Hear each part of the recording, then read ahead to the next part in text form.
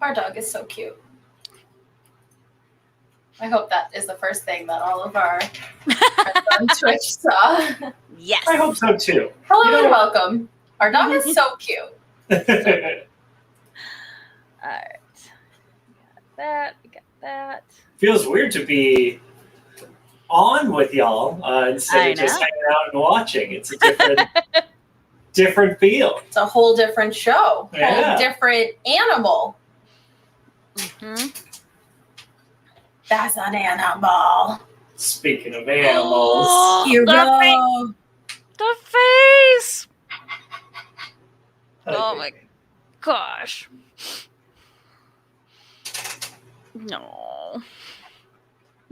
He's just like I know everyone loves not everyone loves their pets, and that's a problem. But I know like everyone is like, I have the cutest, whatever. And I'm like, we just have the cutest dog. Heck yeah, Stealth Dad. 3-1. What's up, Stealth Dad? How you doing, brother? Good to see you. You just sounded, you got your wrestling persona on. Brother. Yeah, Hero's gonna come on and talk about 10 things that he's going to miss when we both go back to work every day. Hero. Number one. To talk about his favorite places to sleep in the house. Number 1, Mike. Number 2, maybe me.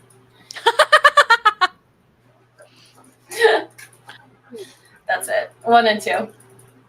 How are you all tonight? Living that 2021 dream? Yes.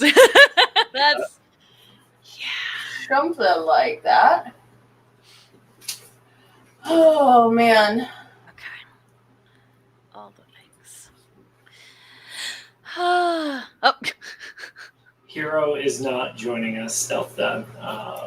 Your question in the Adventure Incorporated Discord, discord.gg/chickenflip.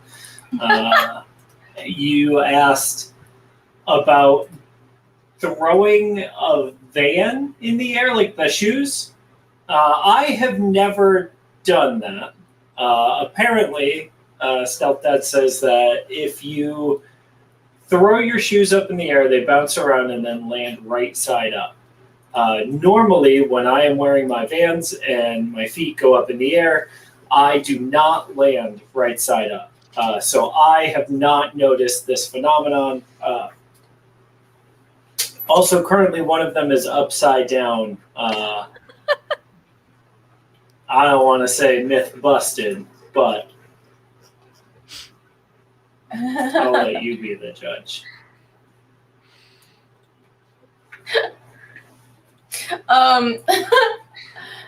Yeah. I should also say that my Vans look like I'm a refugee. Like, they are so full of holes and destroyed, and like the bottom of my foot touches the ground sometimes. Why don't you pause on that, Mike? Wow. Is this okay? Oh boy. I'm just saying. That's how. Oh no.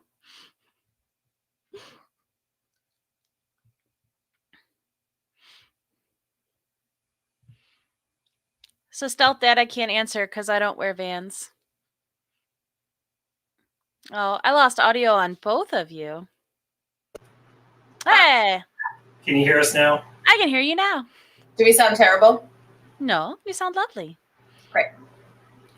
I need to do some major cable management behind my computer, but like I literally need to unplug every single thing and plug it back in, and I don't want to. Yeah. A lot of echo. Was it coming through Mike's mic? That's not fun to say. No, because I'm plugged into her interface.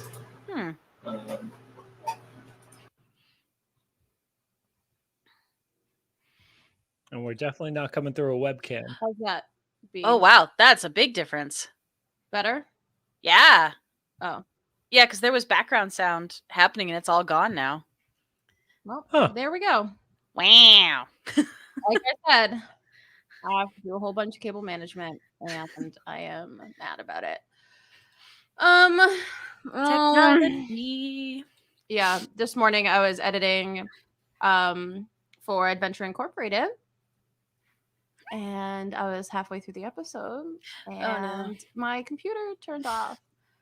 And then I was like, okay, great. And I pulled it back up, and I got like most of the way through the episode, and then my computer. No, none of that is okay. Twice. So, I don't like any of that. twice that happened. It was awesome.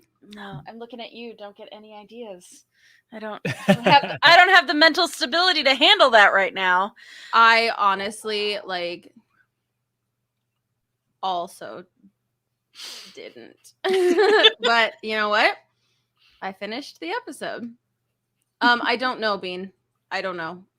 My computer is I got a blue screen yesterday, so I don't know what's happening. But like I said, I think most of it is cables, loose connections. But there weren't any loose connections, so the power in the house was flickering a little bit.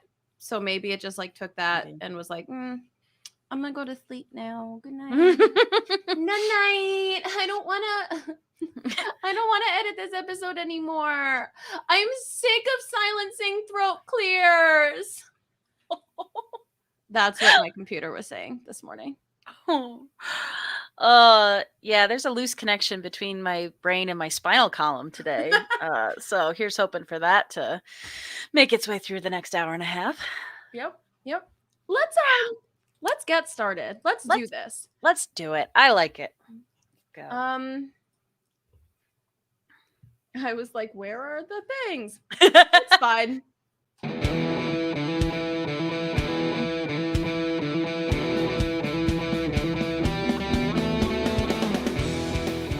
Hey, you trash pandas. You're listening to In Addition with your adequately perfect hosts, Stephanie Crugnola and Emily Swan. What is up, Trash Pandas? Welcome back to In Addition. We are so happy to be here, even though I cannot wrap my brain around the fact that it is May. It is the first Monday in May, and we are here at twitch.tv/almostdailypod. Super, super excited. Also super excited because I think retribution, maybe in equality, ADD stole our topic, so we're stealing their host. So welcome, Mike Ellison. Thanks for joining us. Yeah. Thanks so much for having me. I'm so excited to be on this side of the screen. From normally being in chat to hanging out on the show feels so cool. It's weird because you're both friends of mine, but I feel a little starstruck right now to be on the show. I can look at Steph right now, but looking at y'all in the monitor, it feels like, oh my God, I'm on their show. It's so exciting. I don't know how to describe it, but thank you for having me. Oh, it's awesome. I'm excited. So this whole thing, obviously I joke. I'm super excited that both ADD and In Addition got to talk about karaoke. But what came out of it was a topic that Charles had brought to ADD, where he was talking about how you manage personal relationships at work, professional relationships at work, and how much of that you take personally. Forever will also be a catchphrase of the ADD world in Get Hard.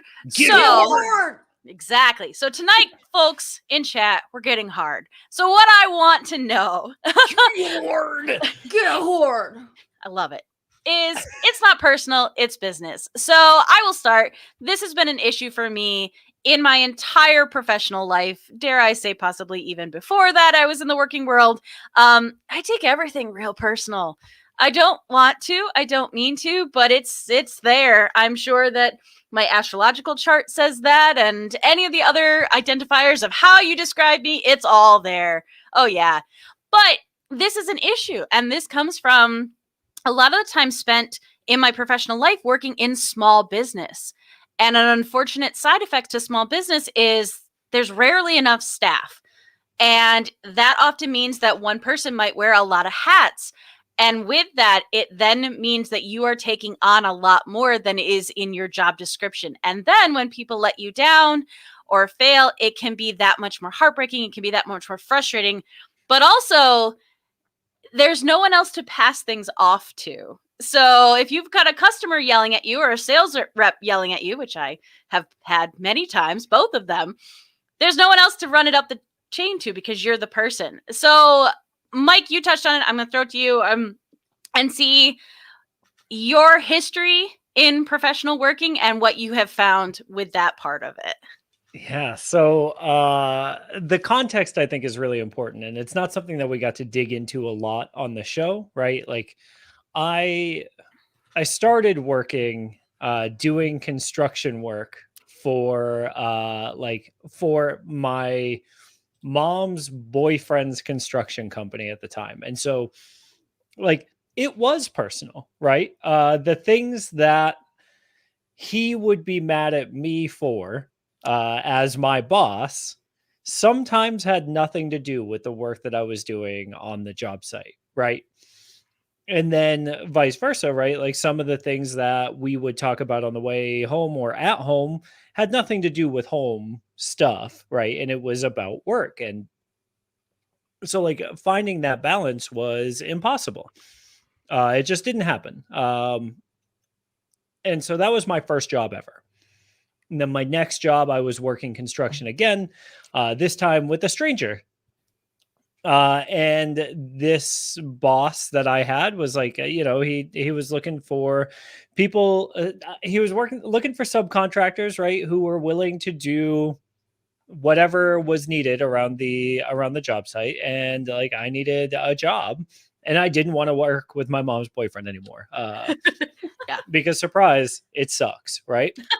What?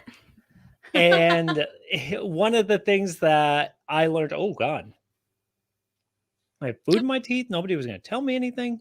I didn't Wow. notice. I'm I sorry. also didn't I notice. did. I'm sorry. It's gone now. But I think we're all doing the thing that you do on Zoom, which is look at your own screen instead of actually looking at the other people on your camera.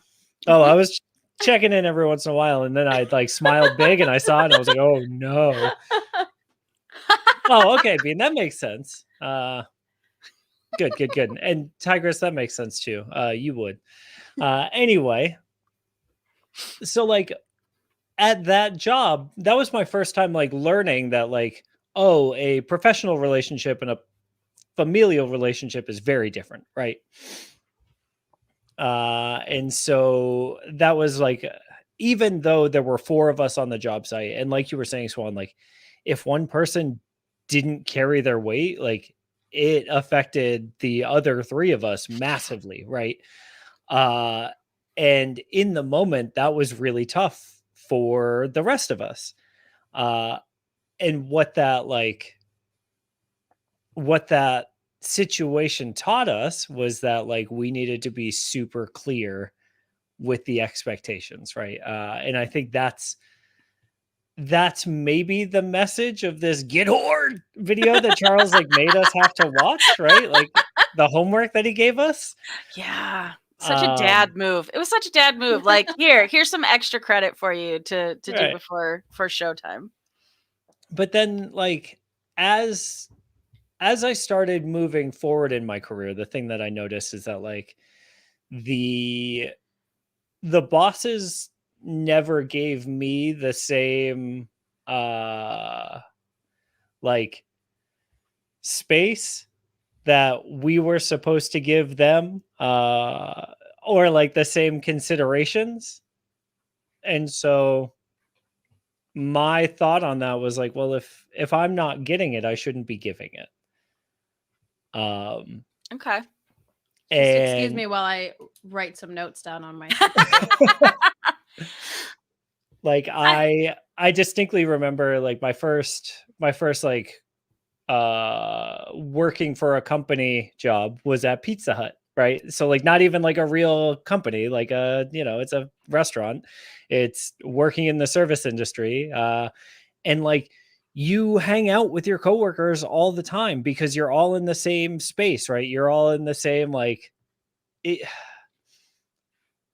I say this recognizing that they're not the same, but when you work service jobs or you work in retail, there is a mentality that you're like in the trenches together with those people, right? Like there's a mentality that you are at war with your customers every day. And the people around you are your brothers and sisters in arms, right? Yep. And that relationship can be really tough to like navigate what's personal and what's professional. And like, we lost so God, we lost so many good men at Pizza Hut. But no, like we lost so many good workers who just like couldn't deal with it anymore because the company doesn't give you what you need to like get through it, right? I worked there. I was doing, 30 plus hours a week at 16 to like help out at home. And after my first year, they tried to give me a quarter raise instead of like anywhere near what like I had been, making for them. Yeah. Because like I was constantly staying late, I was constantly filling shifts, like I was doing all the things that you're supposed to do to like get paid more, right? And so like Brett says in the chat, have you ever felt guilty leaving a job? Yeah, like that job especially. Like I looked at my friends and I was like, guys, I can't do this if I'm only ever gonna make, at the time it was $7.25 an hour. Like I can't. We're old. And that Right, was like minimum wage. Oh. terrifyingly, that's still minimum wage in a lot of places. Yeah. But like That's a topic for another time. right, yeah. We'll get into that.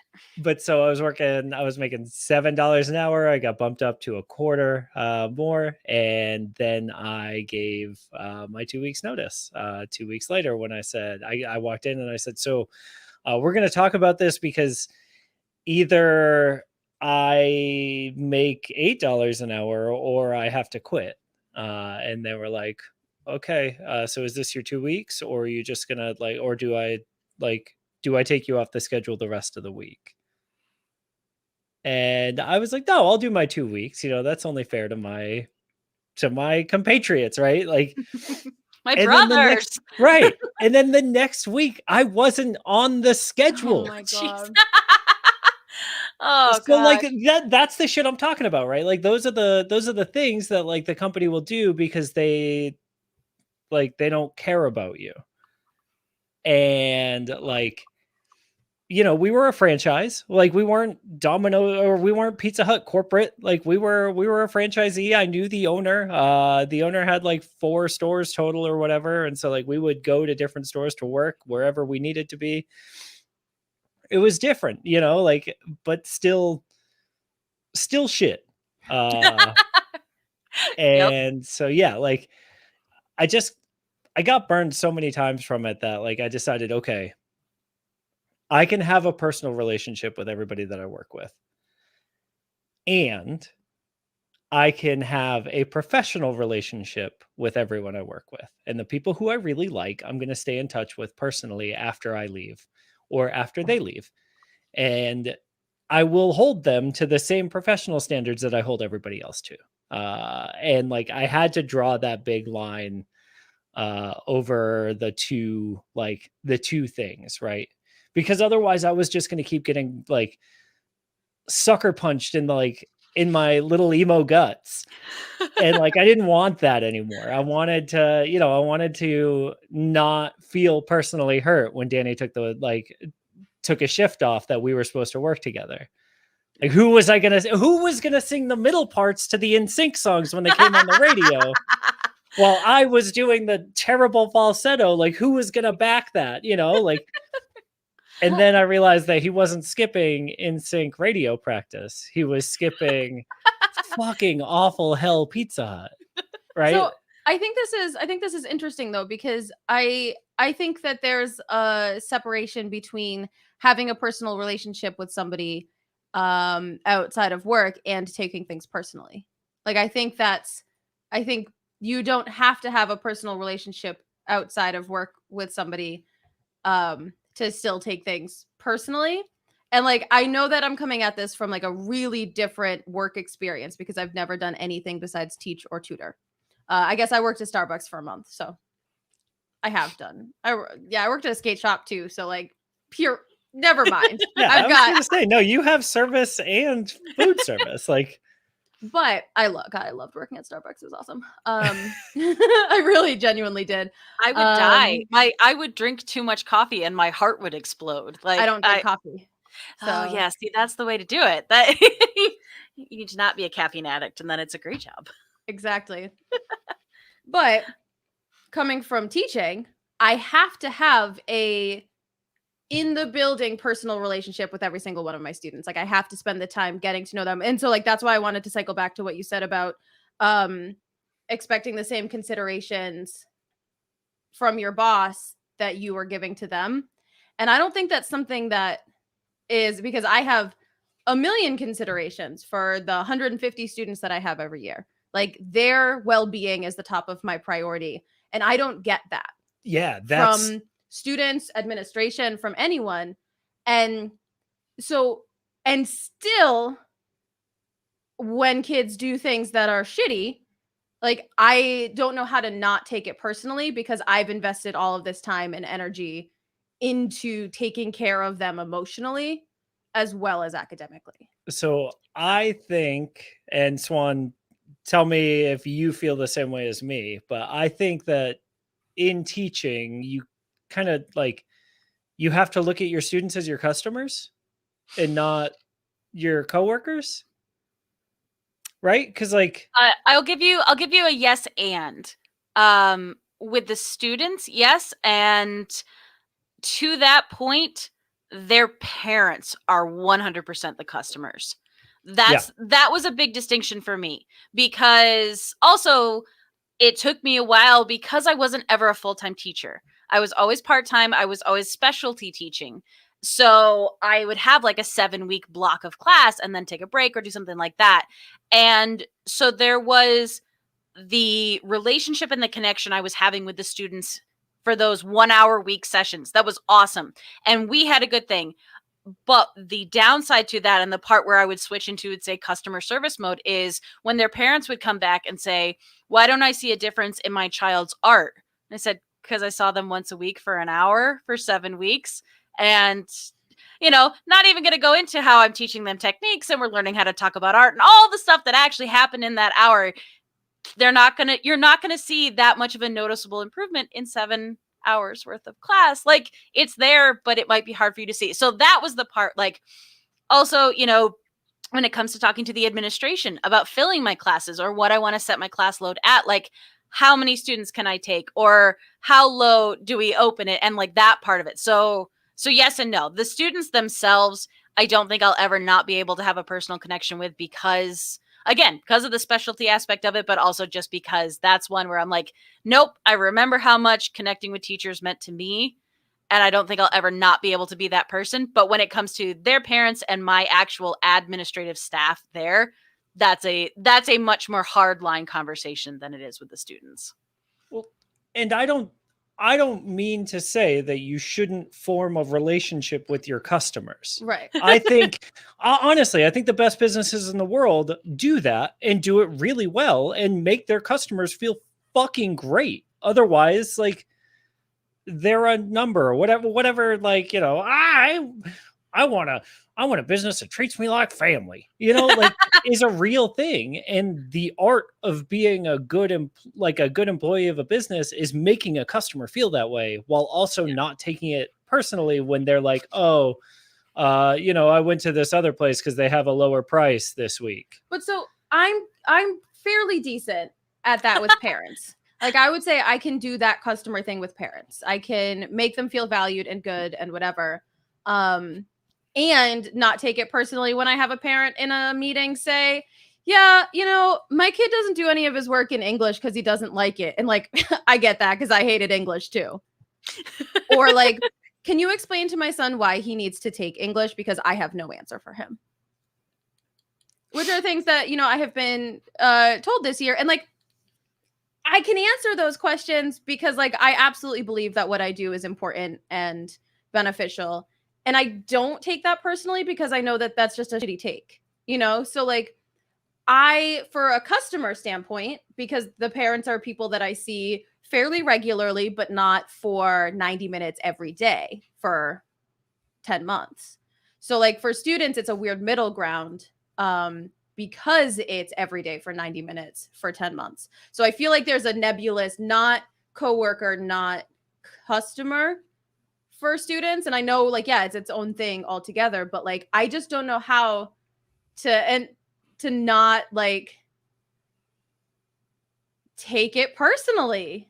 And I don't know how to separate that element of it because I care so much and because I'm pouring everything into them and giving them so much consideration. So when I've like done these 100 things and I get an email that says you don't explain anything, I have to be like, okay, take a step back.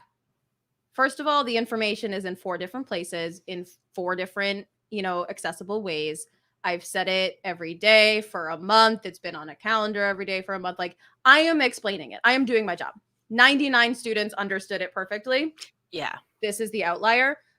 But like, it still makes me feel terrible. Yeah, I don't have a solution for that. But that middle ground person, by the way, and like in my line of work is called the stakeholder. They are someone in the system who is dependent on your work for the outcome of their work, right?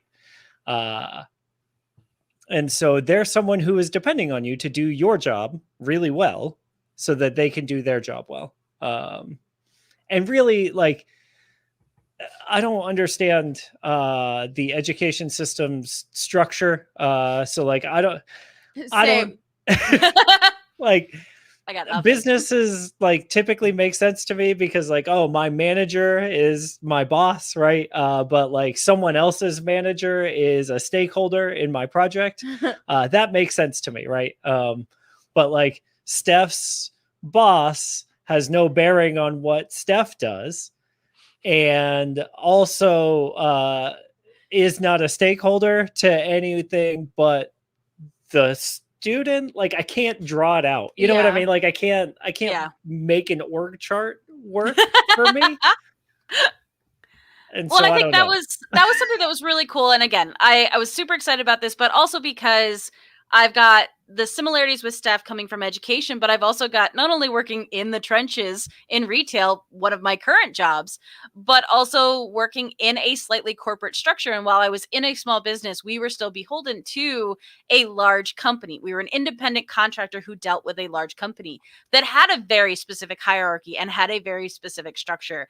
And something that you said was a big part of it. And honestly, when I made the decision to leave that full-time job, it wasn't because of the couple of the coworkers that I really liked or the sales reps that I actually really liked working with, or even the parts of the art of the job that I actually enjoyed. It was I cannot physically do this anymore because the stress of all of this is killing me.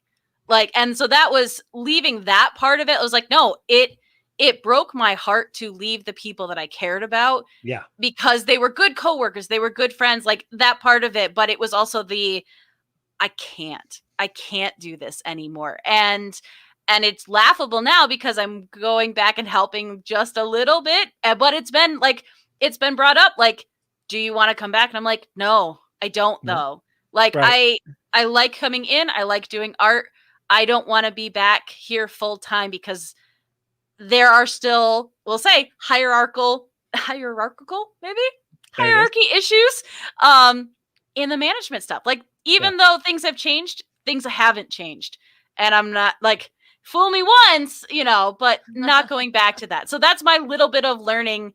But it was, like you said, it was a lot of learning through that, getting burned at that job where I was like, I emotionally cannot do this anymore.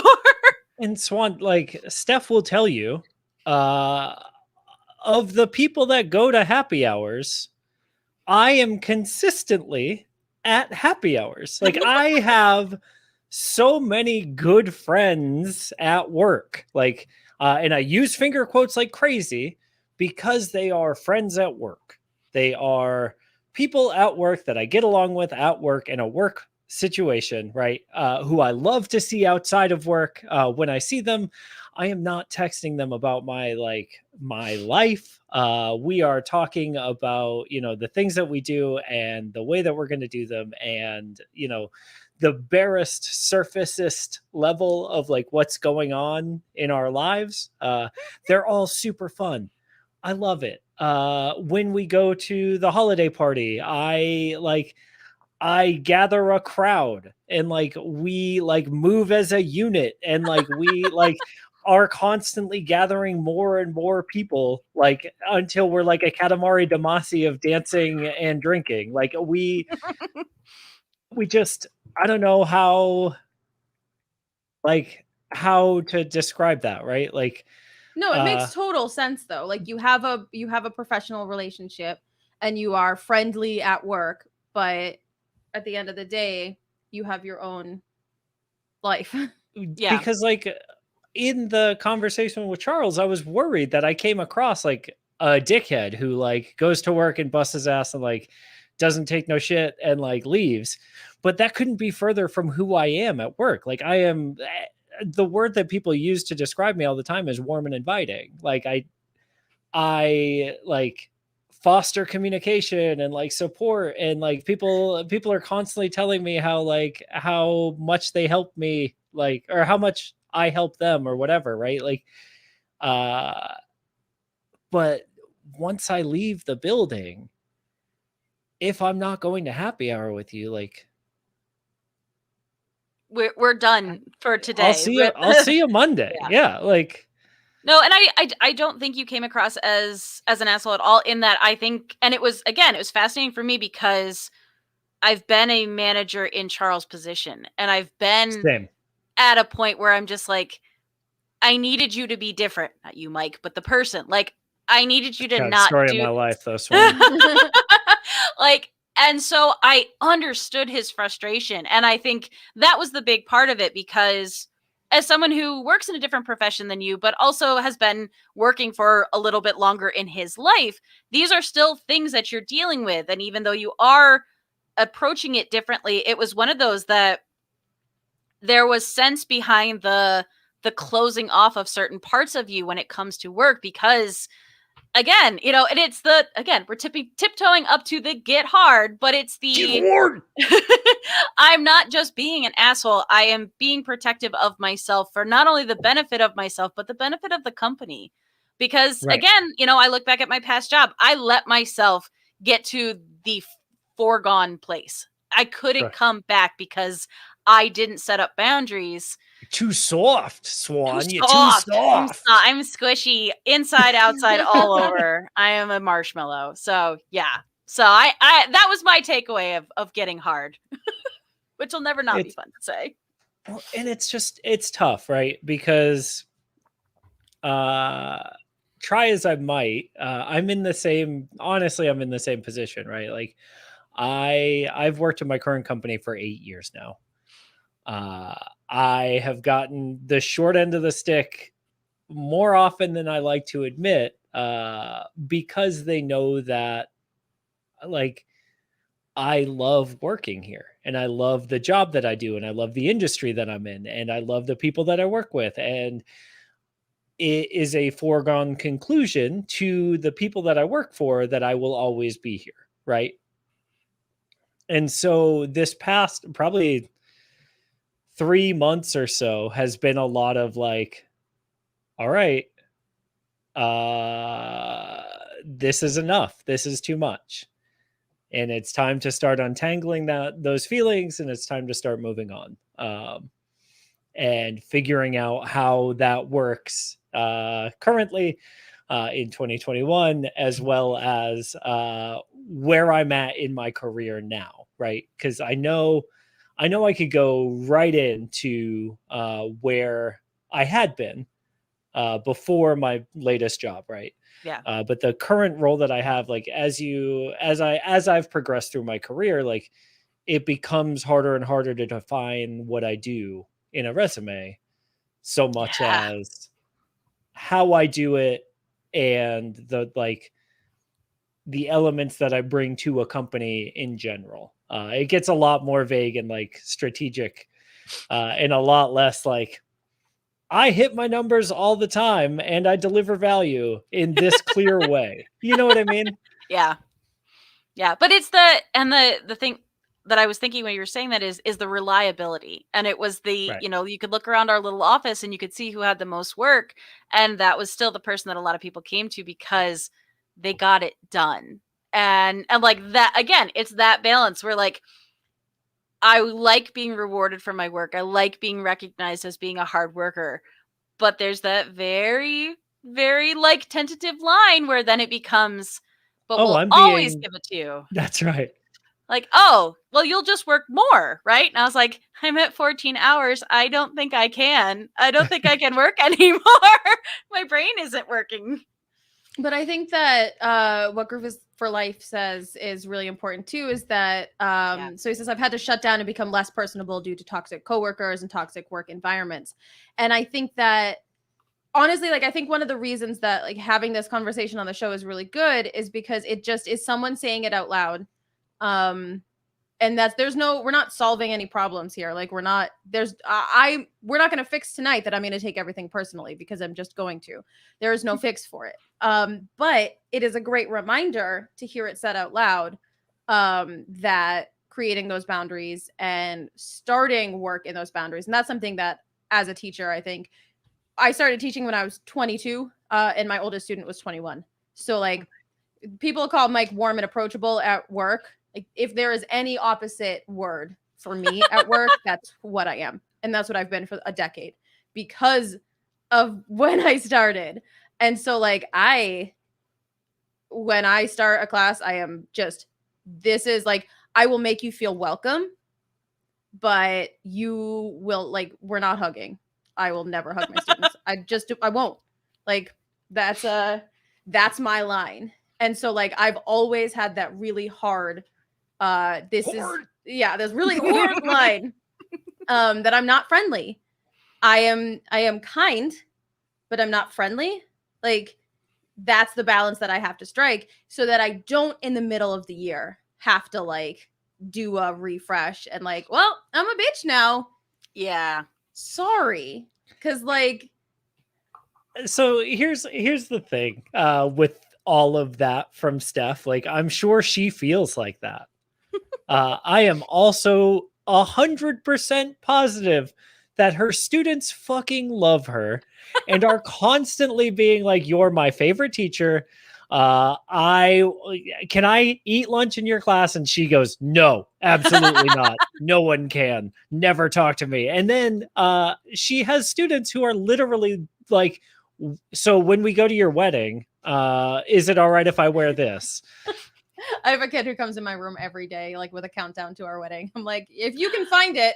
But like, that's the thing is that I don't think like I think that that's true. I think what Mike said is true. And what I said is true. Yeah. Because there are teachers who are like, come eat lunch in my room every day. I want to be your friend. And like, that doesn't make you an effective teacher. Like that's not good teaching. You're not creating good boundaries. It's not healthy. I don't want you in my room every morning before school. Like if there's something that's going on in your life that makes you feel like you need to go to a teacher's room every morning before school, I want to solve that problem. Yeah. I want to find avenues for you to have a healthy relationship with your peers and activities and, whatever that means. But like, I don't need you in my room every morning. I will not let you in my room for lunch because that's time for me. So like that, I guess, like I do make those boundaries pretty hard. And I have kids that I'm their favorite teacher because I think that compassionate and kind is different than being their friend. Like as a teacher. Yes. No, I think that being able to separate and also it sounds very weird. Again, like Mike, you were saying that coming off as an asshole, but for me, it was the realizing that I needed to be more selfish. And like you said, Steph, nope, I can't have you eat lunch with me because I need 30 minutes. I need 30 minutes. I have 30 minutes in my day. Like I do not need you in it. Yeah. I was like, I need this it's to protect me. And I realized that I had not been protecting myself in those parts of it. And so So again, in the getting hard, it is more like putting my armor on before I go into the situations rather than being dismissive of the kids. And again, it's, if there are issues like that, being accessible is different than being their friend. And I think that's a huge part of it. Also, thank you everyone in chat. There was so much Yes. happening, Yes. and this was just awesome. And we couldn't even highlight all of it. So definitely, if you're listening to this on the pod, come and join us on twitch.tv/almostdailypod and join this amazing chat that's going on. And like you said, I'm so happy. I'm so happy that we talked about it. I'm so happy that we got to bring it up and kind of come at it, because I think, again, with the nature of working and adult life, especially in the world we are in now, it can feel incredibly isolating. And you can feel bad for not being the worker you're supposed to be, or the teammate you're supposed to be, or any of that. And so I think being able to openly talk about it is a huge, huge thing. Also, to be real sad about where the minimum wage is. But like I said, we'll talk about it again. But something I want to show love to, and it works out well with what Steph was talking about. I want to show some love to career development counselors. So I had the opportunity recently. I was contacted by a career development counselor who had a couple of students who are interested in pursuing art. And she went through everything. She set up a Zoom chat with me to let these high school students talk to me about what it means to be a working professional artist. I think I came off as a lunatic, because I am, and I drank too much coffee before both of the Zoom things. So I talked at these kids a lot.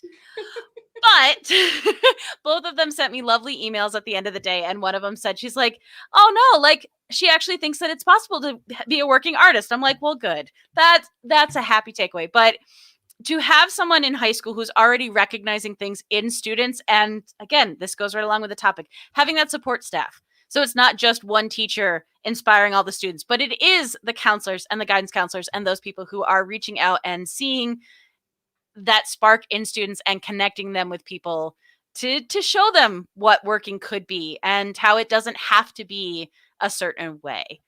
So I'm really, really grateful for that question, Mike. Yeah, I just also wanted to shout out to career development counselors for grown-ass adults.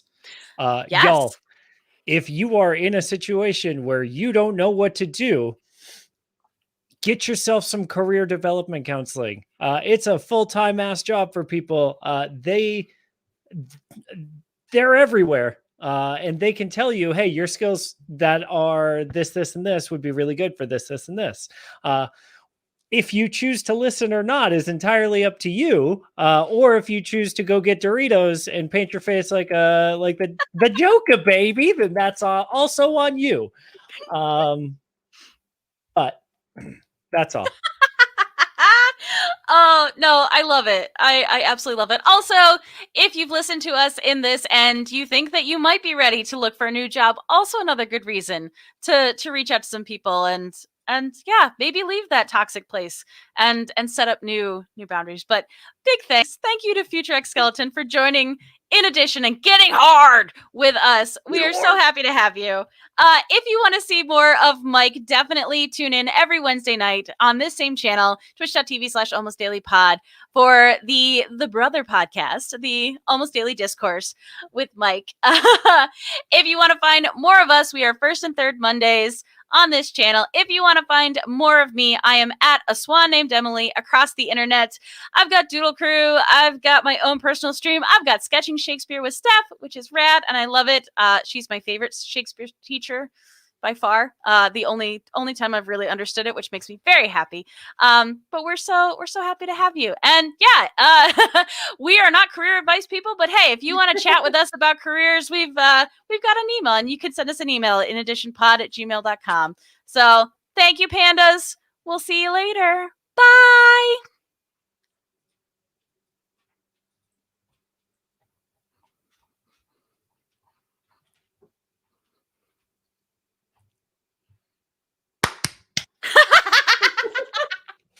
I don't know if that helps him. Oh gosh. Oh my gosh, chat. Thank you so much. That was Yeah. awesome. You guys are all awesome. That Such felt like the fastest 30 minutes. It was so fast. Such a good chat. Like, there was so much good stuff in chat.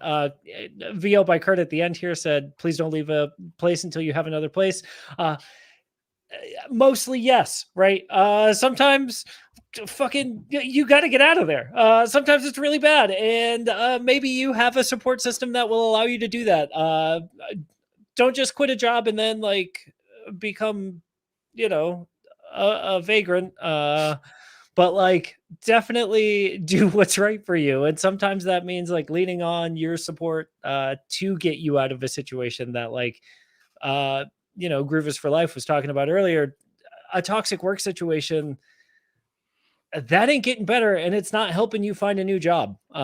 So like depending on how shitty it is, get the fuck out. Listen, sometimes you're in a really shitty position and you just need to accept a transfer to a place across the country that's not going to pay you enough to make rent, but you do it anyway. And then you spend a year doing that, and then you move to Texas across the country again to someplace different.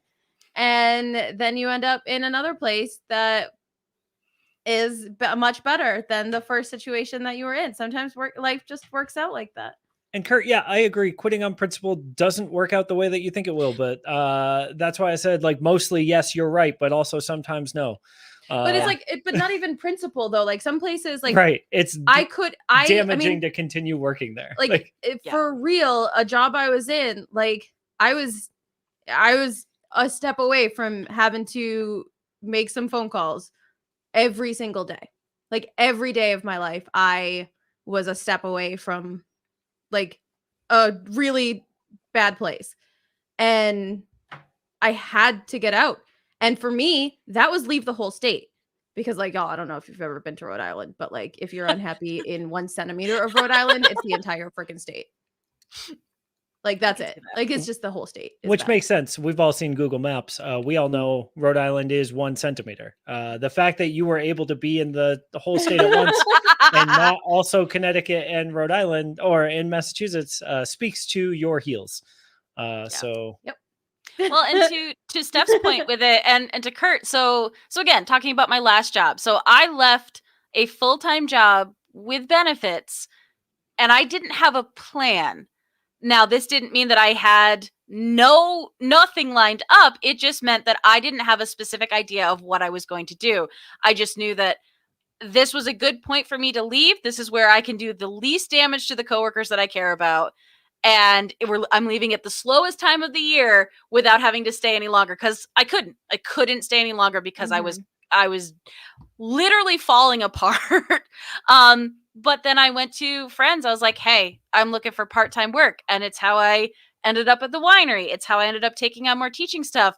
And because of that, and even though it became a lot more of a hustle for a while, it's also why I was able to do more podcasting and start doing more streaming and get my Etsy store up and actually focus on art. And so you have an Etsy store, Swan? I have an Etsy shop. Yeah. What's that URL? God damn, you are so bad at this. You need to learn from Phil. I know. He does it effortlessly. I'm pretty sure it's just etsy.com/a swan named Emily. But yeah. If you want to get some, I got stickers, I got pins. I'm gonna put some more stuff up soon. Yeah. Put some more up stuff. More up stuff. Love up stuff. One of my students, speaking of work-life balance, one of my students wants to know if this is a real dog, if this is based off a real dog. It actually is. It is based. So, funny story. So, any of the anime fans, which I know Bean is a big anime fan, very classic anime, Cowboy Bebop, there was the most wonderful corgi dog named Ein, who is this incredibly smart, crazy, awesome dog. So there is the cartoon version of that, but that dog was also, it was the name of a corgi that my friends had that lived for like 16, 18 years, like way longer than any corgi dog ever lived. Like this one lived, and it was the sweetest, and its name was Ein. So yes, it is based off of a real dog. So, I love that. That's awesome. Yeah. All right. How we feeling? Good. Feeling all right. Ace, before we jump in, Ace, I recommend if you want to watch an anime, ask a nerd. Yeah. I have some recommendations. Everyone that you talk to will give you a different recommendation, and it all depends on what you're looking for. So I would ask a nerd you trust. because there's too many options. Ah, yeah. I have some fun ones. I have some violent ones. I'm not as current because I'm old now, but I have some old school ones that are good. Oh, So I did, Ace. I did notice you gave me a compliment. I have it printed and framed currently, which I think actually we might get to in this next topic.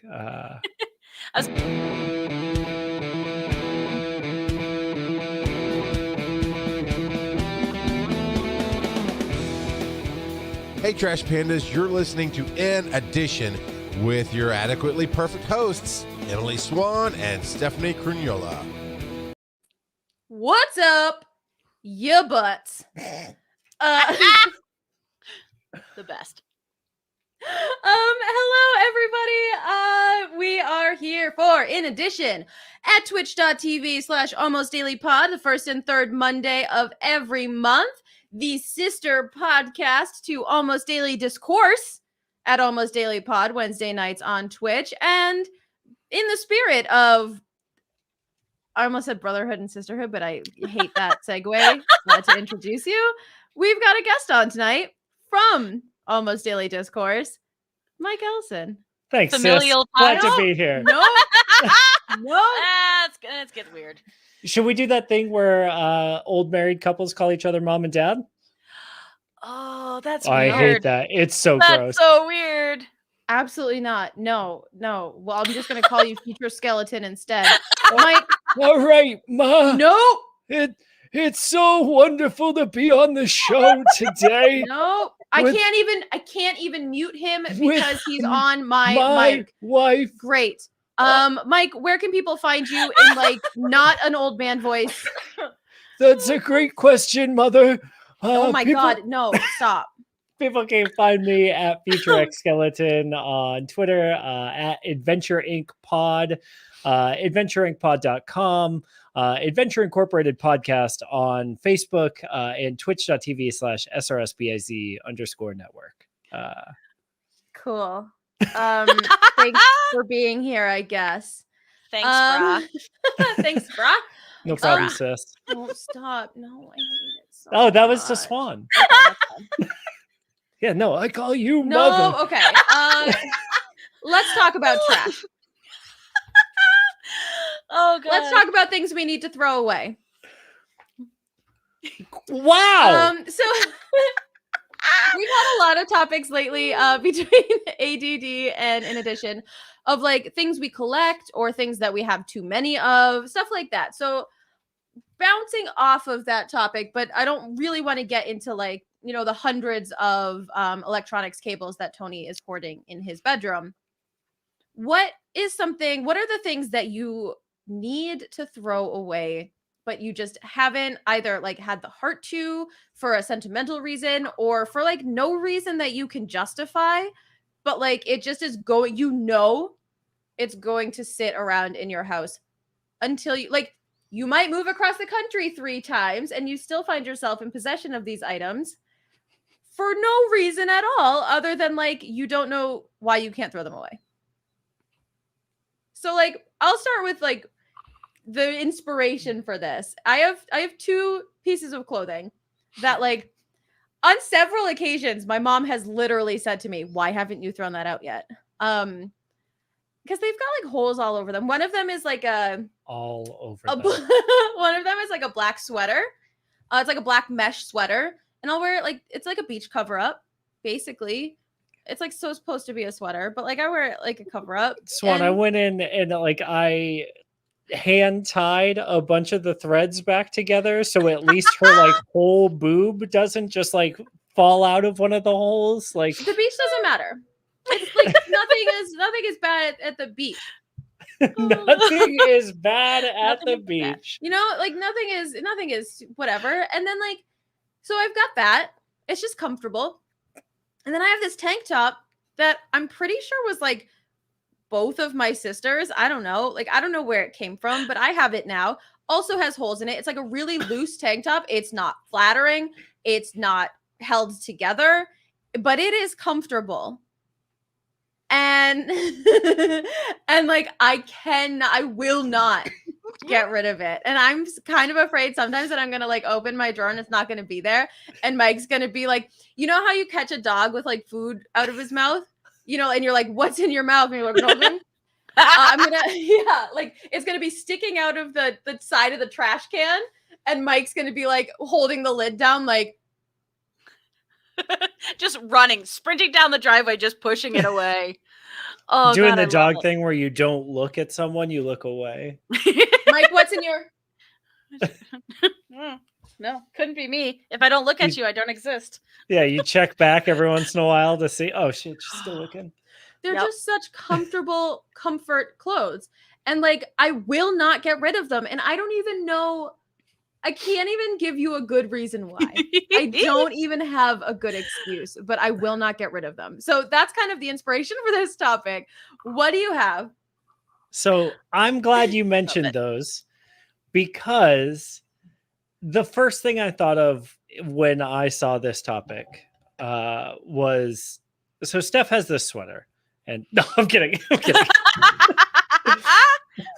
No, honestly, I have so many old t-shirts, like old band shirts or old, like just old random shirts. Like my friend Erica, there's a run of Uncanny X-Men where bless you, Thank you. where Kid Omega has a t-shirt that says Magneto was right. And it's like my favorite t-shirt in all of Marvel canon. And she screen printed it for me for my birthday one year. And it like, it's on a white t-shirt. And that t-shirt is 16 years old. And I wore it to like hardcore shows, and like I wore it to go play Ultimate Frisbee, and I wore it to like outdoor festivals. So there's blood, there's dirt, there's sweat, like there's stains all over it, right? I can, like, this shirt is practically brand new, and like I'm sitting down because underneath this bar there is a stain from salsa on it. And I don't want, stop looking at it. And I don't want people to like be like, hey, throw away your shirt. It's disgusting. But like, that's, those are the types of shirts that I'm holding on to. Like some of them are sweet and cool. And I like having them. And Steph's mom sews. And so in the back of my head, I'm always like, oh, I'm going to get Steph's mom to make me a t-shirt quilt for Christmas one year. Like, I don't think it's ever going to happen, Swan. I think I'm holding on to all these shirts because I'm a weird hoarder. Oh no. I feel like I'm not going to help with this one. So I just want to make it clear. This is not a group discussion to help encourage each other to throw things away. We are just, nobody is telling anyone to throw these things away. We are understanding and empathizing with each other through different types of things we're holding on to. it's fair. So exactly all of that to everything with clothing. It's always clothing. But yeah, my pivot from that is, so every year that I perform in a story ballet at the dance studio, we get a t-shirt, many of which I have designed. I never wear them. I don't dance in t-shirts. I don't work out in t-shirts. I don't wear t-shirts. So I either cut them up into tank tops, which I never seem to do, or I just hold on to them because they're sentimental. But finally, after collecting all of them, they have moved out of my house and now live at my mother's house, because at some point there will be a quilt. There will be a quilt made at some point. But I get it. Like I get I have one. It's a t-shirt I will probably never wear again, but it says I've done time at the Ottawa jail hostel, because one time when I went to Ottawa for an animation film festival, I stayed in a hostel that used to be a jail. And I love puns. So it was literally a shirt made for me. I'll never wear it again, but I can't get rid of it. But I will say a lot of that also comes from the random clothing that I have. Like oddly sized tank tops, just weird stuff, is because, again, the dance studio that I perform at, we don't have a huge budget. Like we don't buy costumes. We wear our own clothes. We get cheap stuff at Walmart. So I don't want to have to buy another stupid gray tank top because I already own one. will I ever need it again for a costume? Probably not. But I don't want to have maybe. to buy, but maybe. And I don't want to have to buy another one because I got rid of that one. So like there's a whole chunk. Like there's literally, it was an old either like bridesmaid's dress or prom dress that I wore because I was in the masquerade scene in Phantom. And I don't want to have to buy another one of those dresses. It fits. Yeah. It's ugly. No, I'll in never theater, wear you never throw anything away. Like So- in terms of wearable, unique clothes. No way. So my old roommate and I, when I lived in Boston, he and I were like, people had a hard time figuring out who we were. Because like we were hardcore guys, right? Like we went to hardcore shows and we danced and we hung out with like troublemakers and we caused trouble. Like we were troublemakers, and also we wore costumes all the time, everywhere, to anything. Like one time we dressed up as professional wrestlers and we went out and we got like lucha libre masks that we made out of like sexy women's underwear, and like we did like all this weird shit for so long, and then like we collected it because that's what you do, right? Like I spent the money once, I might need this again, who knows. And so we hold on to it. And then when I moved from Boston to Austin, I had a very difficult time giving up the costume closet. Yeah. Like, so we had a 2-bedroom apartment in Revere, and like when you walked into the apartment, we had the rug room, which was a room that just had a rug in it because we were too poor to put furniture in that room. Well, it and just then we really had- ties the room together, man. Right. It was just a rug, the rug room. And then we had the living room, but in the rug room was a closet, and that was the costume closet. And that was where all of our combined costumes went, including 30 days of ugly Christmas sweaters, because we would get one here or there, like throughout the year. And Chris and I would like from day 1 of December until the 31st would wear a different ugly Christmas sweater every single day. And I gifted him all of my contributions to the costume closet when I moved to Austin. Oh gosh. Now I'm still rebuilding the costume closet. So like I have an all white suit. I have an all silver suit. I have an all brown 70s suit. Like I've got pieces, right? But I don't have anywhere near the collection that I had before. Yeah, and I want to point out that Groovis for Life says moving is a surefire way to get rid of stuff. El Hanley talks about moving across the country in just a car. Listen, I hear you, but I'm telling you, I have had these shirts for minimum 20 years each. Like that's not even, well, probably it's 2021, probably 16 years each. That's probably a more realistic estimate. And I've lived in 2 countries, 5 states. Okay, so I don't want to. I've got a question. And I'm curious because I know where a lot of this tendency comes from. And it is completely genetic. Like it is nature and nurture and all of it. And it was, again, growing up not only by a mom who was green before it was cool, but also someone whose parents lived through the Great Depression and who were very frugal. And we were very frugal. And also what I thought was cool, even though I laugh at it now, like when our poor elementary school would need art supplies and we would have to beg, borrow, and steal something to like, we don't really have paint palettes. So you know what we have? We have the styrofoam trays that come underneath meat and they're cleaned and that's what we use. Mom had them and she would donate them. And it is so important to her to find a place to rehome stuff to because there are multiple uses for it. So like, I know that that's a huge influence in it. Is that the same with you guys for what you saw? I with feel your like you're parents or not? coming. I feel like you're coming for my bag of bags, and I don't fucking like it, Swan. I'm coming for your bag of bags so hard. So What if I need an extra 60 like bathroom trash bags, Swan? I need all these plastic bags that I'm storing inside this other plastic bag. Yes. So they've discontinued plastic bags in New York. Now I have to hoard them because if I want like plastic bags to take the trash out in or the cat poop, I have to have them, and I can't That bag get of them. bags came in handy, Swan. So Oh, yeah. I do want to say that in terms of genetics, I think the thing that my father said the most growing up in my life, like if I could have a catchphrase for my father, it is, when in doubt, throw it out. My dad would go through the house like every Sunday and just, if it was out of place, if he didn't know what it was for, if he didn't recognize, like he would just throw everything away. Like he didn't really go in our rooms. Like we were responsible for throwing everything away in our rooms, which we definitely did.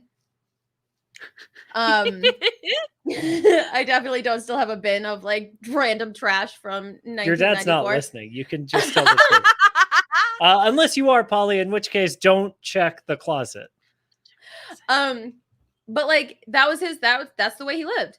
And like my mom doesn't really collect a lot of things. Like she's a seamstress, so like she would have like piles and piles of fabric, but like that was all useful for a project down the line that you might need it for. So like it wasn't really, I don't really have I have grandparent hold on to it forever genes. Because like that my mom's mom especially, like her house was like a fun home.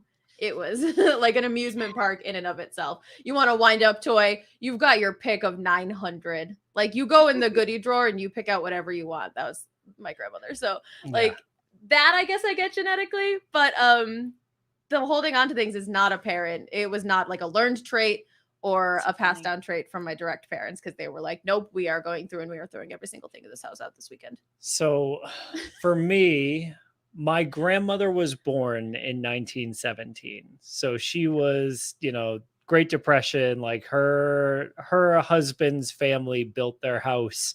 Like they held on to fucking everything. And my mom, like I had lived 14 different places before I graduated college. So like my mom moved all the time and we never had anything from when, I was younger or whatever. Like so many memories were just lost.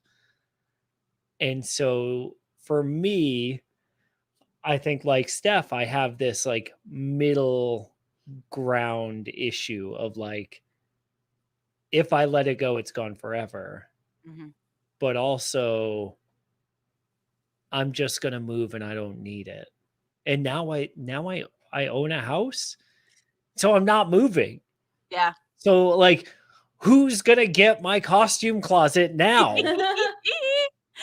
Oh, well, and So I think that's, oh, go ahead. Go ahead. No, finish up your thought, because I was going to transition to a question for you, Swan.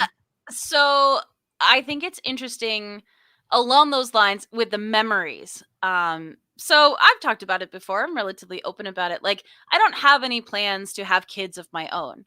It's never been a thing I've wanted. It's not a part of like the future that I see, but I have a hard time getting rid of some of my childhood toys. Now, am I ever going to play with those sky dancers again? Probably not, but I don't want to get rid of them.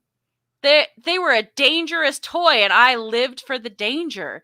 But like, so there's a tub of them. There's a tub of these toys that were really, really special to me and important. And so like that part of it. So I have to, in my head, figure out like, why am I keeping it? Like, I know the sentimental part. And like you said, once it's gone, it's gone. And I, with the old school toys, it came out in the 80s or the 90s, like it's going to be expensive to buy it back if I ever want it again. But at the same time, like who gets that when I don't want it? Like, also, you're never going to buy it again, Swan. No, I'm never going to buy it again. Like journey with me, friends. To the year 2002. Ooh, okay. I see when you're in high school. When Star Market existed, in Massachusetts.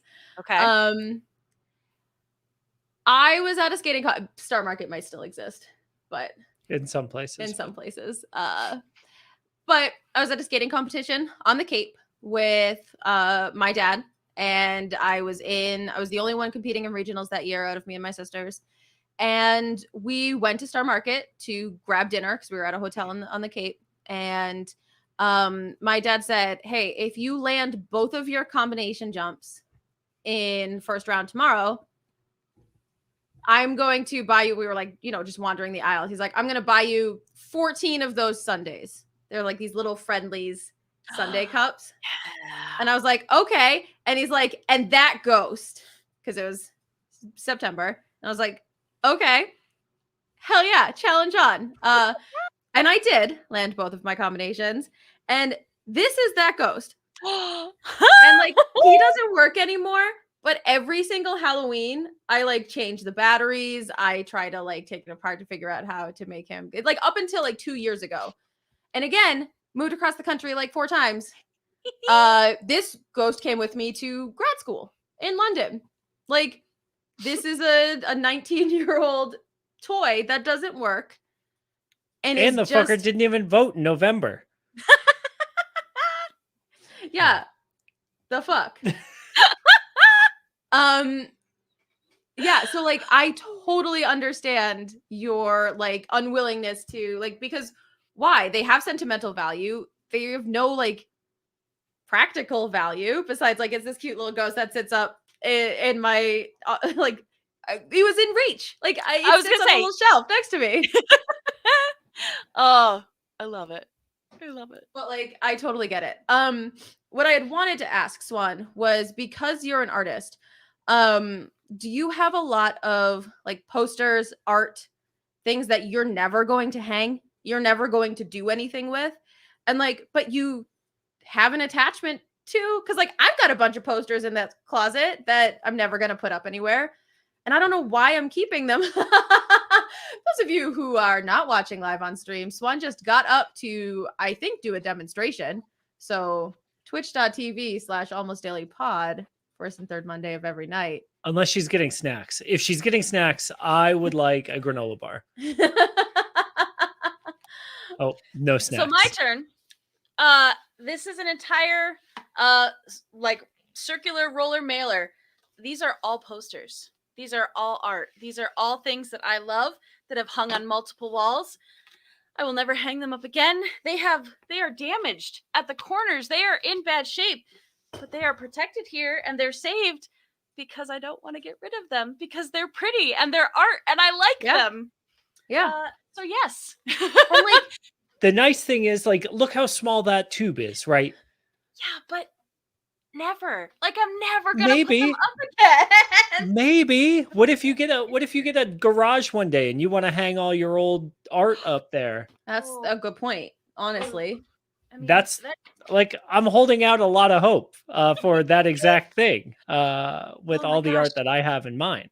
Okay, so this one is extra special. So this hung in my bedroom from when it came out. That was 1998. I have my Mulan poster from 1998. Oh, it's so good though. So good. I love this piece. Maybe I'll hang it up now. Now that I remember I have it. Maybe I'll put it up. Well, and I think honestly that's an important part of this is like looking through these things every once in a while to remind yourself, even if it's just because like there's a box of, shit that I've had since I was born. And every once in a while I will look through it. Not that I'm going to put anything up, not that I'm going to do anything with any of it, but like, because I want to hold on to a tangible memory and like give myself that journey for an afternoon. Mm-hmm. Yeah. And I feel like posters and art could be the same thing. Like who gave it to you? Who drew it? What were you, like, where did you hang it in your bedroom? Like all of that. So here's my only contention is that we would 100% have every single piece of art that we have hung up in the house if frames weren't so fucking expensive. They're so expensive. Honestly. I paid so much for the art. I'm not just going to put it on the wall. And then I have to pay almost as much for the frame? Yep. Like, I'm trying not to yell because I know I'm pretty close to my mic. I can see I can see I'm starting to turn a little yellow. It's okay. Hero hasn't woken up yet. You're safe. Like, oh my God. Yeah, it's obscene. Pro tip though, which is something that Mike taught me. Mike, do you want to give your pro tip? Which one? Savers? Oh, sure. Yeah. So if you are like me and hate the idea of paying a bunch of money for art to be framed after you paid a bunch of money for the art itself, which you feel like is a valuable part, what you do is you go to your local Goodwill or Savers or, whatever thrift store is in your area, and you buy the art there. You take that art out of the frame, and then you use that cheap ass $2.99 frame to hold your art. And like Ace says here in chat, the frame is a work too. Yeah, you get really cool frames when you do it that way, right? Like these big oil paintings that you just rip all the oil painting out of, and then you've got this massive, huge, thick gold frame for your show posters, and that looks so cool. Okay, so I have a pin to this, which is a problem. So yes, but then my thought is, this is a really old, terrible piece of art. What if I just did something crazy with it and repainted it into something else? I'm going to roll it up and save it. It's bad. Mike is going to come back with the most ridiculous thing I've ever seen. Talking about like old art, again, we just had fuck that oil painting. We just had an episode of Doodle Crew where we went back and we redrew our old art. And so there is something special about keeping even art that objectively I know is terrible. Like my reams and reams of paper from college of all the sketches I was doing. I got rid of some, but I kept a lot of them. Oh my God. Someone was throwing this away. I got it on the side of the road, Swan. Oh my God, I'm dying. Oh gosh, I'm sorry. It's so stupid. You yelled so loud, you not only woke Hero, you woke Vera up too. It's so stupid. I couldn't help it. I saw it. I wanted it. I got it. I have it. I'm like Ariana Grande, except ugly. Oh my gosh. Oh, viewers, it's so good. It's so good. Twitch.tv/almostdailypod. I want to finish this with a story about not being able to throw something away that has turned into basically one of the greatest jokes my family has pulled every year for the last decade. 14 years. This was 2008. We did sketch shows, or not sketch shows, but like variety shows and shit in college for the theater club. You do scenes from movies or plays and songs and dances and all that.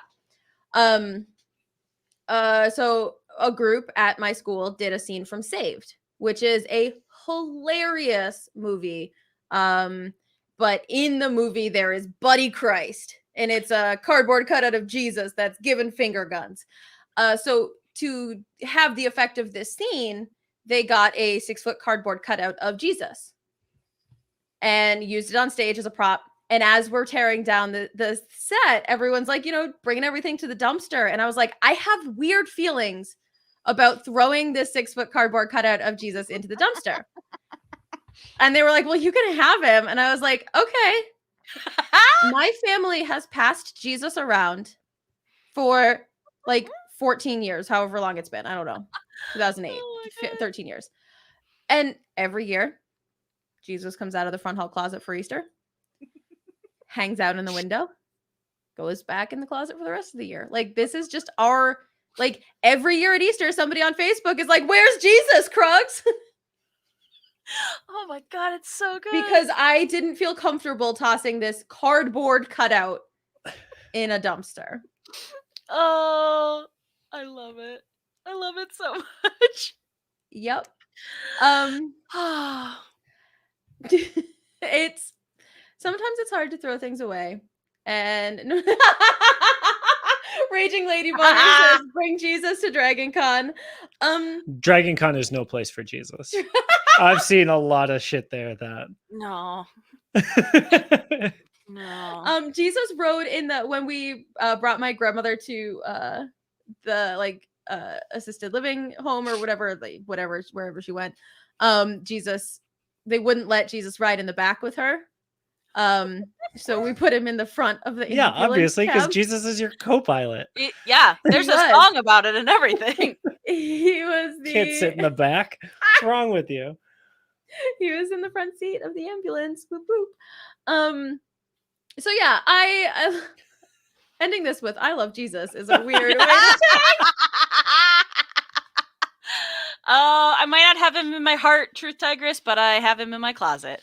So Exactly. He hasn't made his way to Texas yet. I'm pretty sure he's still in Rhode Island. But what he's doing at my sister's house, God only knows. Hey-o. Hey. Hey-o. Good joke. Mike, thank you for being here. Let people know Sorry. again where they can find you. And the shit you do. Yeah, you can find me at Future X Skeleton. Mostly, though, I want to tell everyone to check out Adventure Incorporated podcast, a D&D 5th edition live play show that I do with my fiance and my best friends. Mother, you were wonderful this week on the show. no. Steph literally has my favorite character on the show. She's so great. Listen to the show just for her. Also tomorrow on SRSBIZ_network on Twitch, we are going live with the new Ask the Pokedexpert series, a Twitch show where you, the listener, can call in or write in the questions that you have about caring for your very real Pokemon that definitely exists in the real universe. And you can get your questions answered by an expert in Pokemon sociology, biology, and social biology. Check us out tomorrow, 8:30 Eastern on Twitch. Is it 8:30 Eastern or 9:30 Eastern? 9:30 When does Eastern. Botch end? It's 9:30 Eastern. It is Never 9:30 Eastern on It never Serious Business Twitch channel, SRSBIZ_network. So hop on by, see us there. Yeah, that's everything. And this month I am showing the love to the EDS Foundation, the Ehlers-Danlos Foundation, ehlers-danlos.com. Ehlers-Danlos is a connective tissue joint disorder, and it sucks a lot. So if you want to learn more about this more common than you might think disorder, check out ehlers-danlos.com. There are a lot of kind of what you can do pages, fundraising, for research, for awareness. Basically, it's something that nobody really talks about. When I say it's getting more notice, it sounds like it's a B-list celebrity, but like it's relatively common in a lot of people, especially a lot of former athletes. So it messes with your joints, dislocate a lot of things, hyperextension, hyperflexibility, and it really kind of messes with your ability to do normal everyday things. So if you want to learn more, ehlers-danlos.com. Especially check out the Get Involved page. May is EDS Awareness Month. There are global initiatives, fundraising opportunities, becoming patient advocates, volunteering, et cetera, et cetera. So it'd be really rad if y'all could check that out. And for me, I'm Kruggles. I talk about Shakespeare and I play Dungeons and Dragons. You can find those things at Adventure Inc. Pod or Protest Too Much Podcast. Every first and third Monday, you can find me with Emily Swan at twitch.tv/almostdailypod. We are the sister show of Almost Daily Discourse, which you can find every Wednesday at twitch.tv/almostdailypod. And Swan and I also do a show called Sketching Shakespeare, last week I made her talk about fingering and tonguing. So if you ever thought Shakespeare was boring, you're wrong. Check us out. We love you. Goodbye.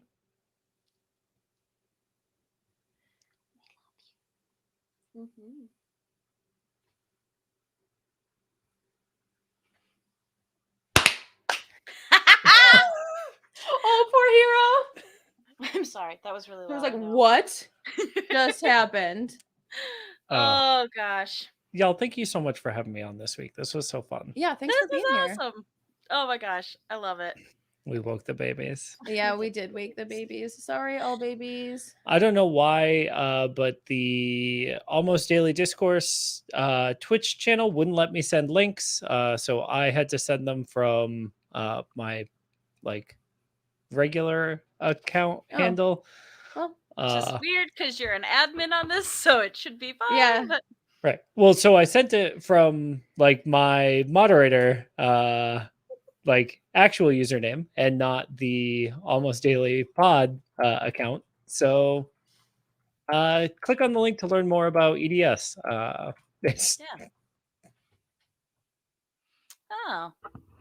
You see, Elle Hanley, her friend and her sister have that. Mm-hmm. Yeah, my sister as well.